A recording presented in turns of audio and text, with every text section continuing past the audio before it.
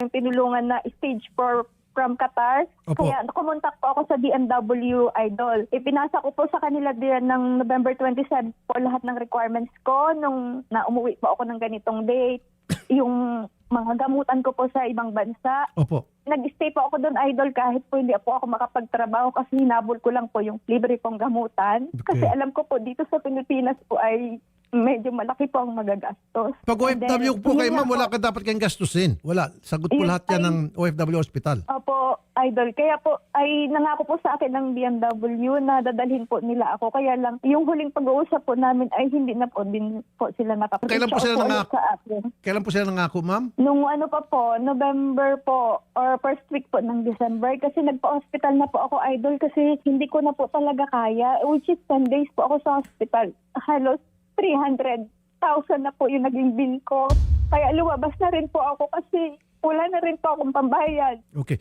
So, nung November po, kayo po ay pumunta sa OWA para sabihin na kailangan niyo po ng medical treatment.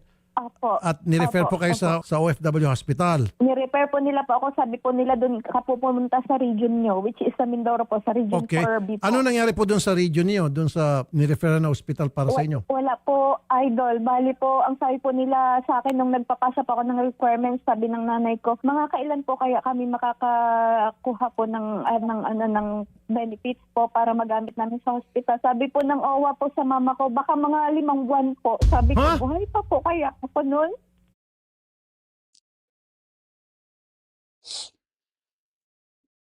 Tangina, no? OWA member to, by the way.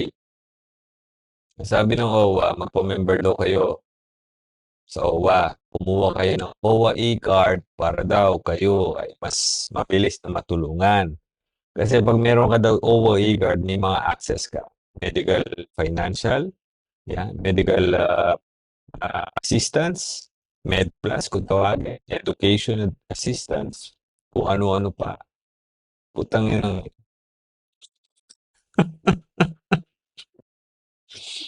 Sabi ko sa inyo, ang OWA, iba na ngayon ang OWA eh. Dati wala masyadong media eh. Ngayon puro media na eh. Yung DMW puro na lang media eh. In reality, ito ang nangyayari. Ayaw yung pag-usapan niya. Nagagalit kayo taga DMW, nagagalit kayo taga OWA.